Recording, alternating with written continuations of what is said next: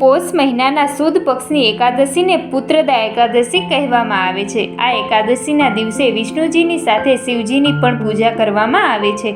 આ વ્રત સંતાનના સુખી અને સફળ જીવનની કામના માટે કરવામાં આવે છે. જે પતિ પત્ની આ વ્રત કરે છે તેમને સંતાનનું સુખ મળી શકે છે. આ એકાદશીના દિવસે કરવામાં આવતા પૂજનથી અક્ષય પુણ્ય મળે છે. ભગવાનની કૃપાથી કાર્યોમાં આવી રહેલા વિઘ્નો દૂર થાય છે અને સફળતાની સાથે જ માન અને સન્માન મળે છે.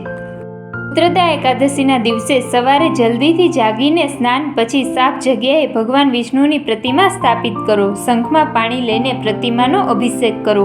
ભગવાન વિષ્ણુને ચંદનનું તિલક લગાવો. ચોખા, ફૂલ, અબીલ, ગુલાલ, અત્તર વગેરેથી પૂજા કરો. તે પછી દીવો પ્રગટાવો અને પીળા વસ્ત્ર અર્પણ કરો. સિઝનલ ફળ અને આમળા, લવિંગ, લીંબુ, સોપારી પણ ચડાવો.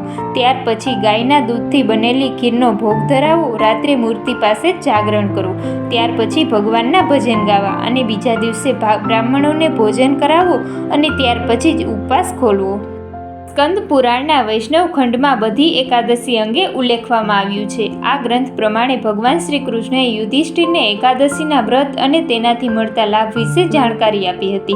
આ વ્રત વિષ્ણુજી માટે કરવામાં આવે છે. માન્યતા છે કે જે લોકો બધી એકાદશીના વ્રત કરે છે તેને સ્વાસ્થ્ય લાભની સાથે જ ધર્મનો પણ લાભ મળે છે. મિત્રો, આવી રીતે પૂર્ણ શ્રદ્ધાથી એકાદશીનું વ્રત કરવાથી સુખ સમૃદ્ધિ મળે છે. મિત્રો, આવા જ ધાર્મિક અને અવનવા વિડીયો જોવા માટે અમારી ચેનલને સબસ્ક્રાઈબ જરૂરથી કરી લેવી. ધન્યવાદ.